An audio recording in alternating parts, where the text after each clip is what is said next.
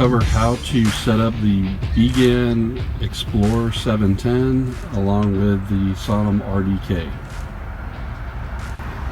Okay, the first step is to unlock the BGAN simply by pulling this little flip up switch here and lift that up. And then we'll go ahead and power on the BGAN simply by pulling the switch here to the right, pull and hold until you get a light, and then you'll see the status on the screen pop on.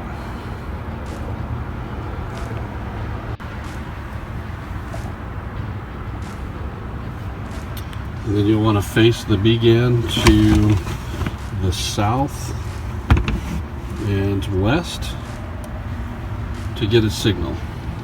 So first we'll let it power up, and then I'll go ahead and open the RDK.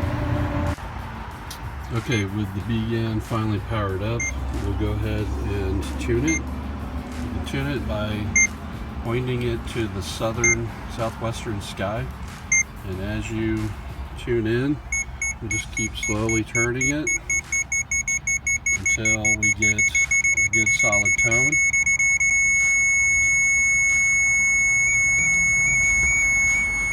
Okay, so you want to twist it left and right first, get a good signal, make sure there's nothing between you or between the BGAN and the open air sky, so you want as clear sky as possible.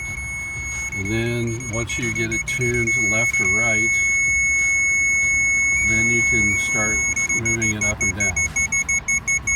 So I'm just going to push it down just a little bit, see if that'll give me a better signal. So that seems to be getting worse, so I'll lift it up. And once you have it tuned to at least 51 dB hertz or higher, then you can go ahead and hit the OK button to silence it. And now it's going to go into searching in an authentication mode, and then we'll go ahead and connect. So now it's registering, and now it's ready.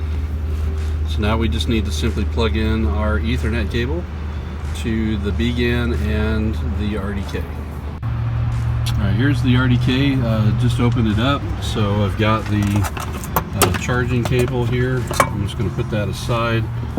We've got a full battery. Put the cradle point antennas on the back ports, the cell ports, cell 1 and 2.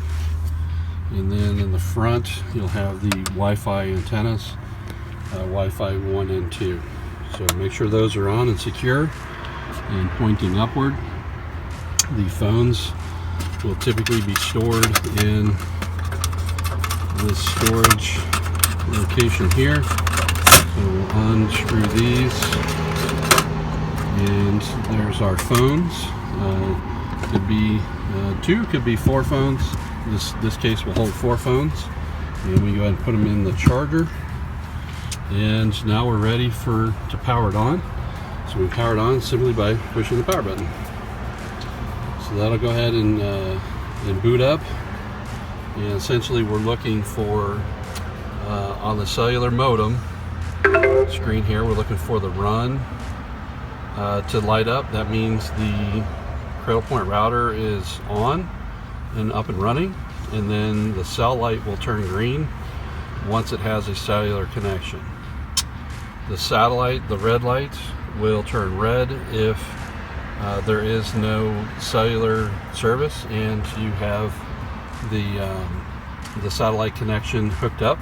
You'll hook the satellite connection into WAN port here on the far left. I'll go ahead and plug that in.